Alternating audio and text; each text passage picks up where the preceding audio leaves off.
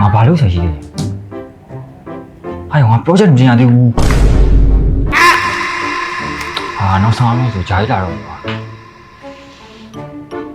လာထားတော့နောက်မှပဲဖြည့်ရှင်းလိုက်တော့ဂျာကြီး A few moments later. ဟိုဟာလေးကိုကျွန်တော်ဒီ project အတွက်ဒီ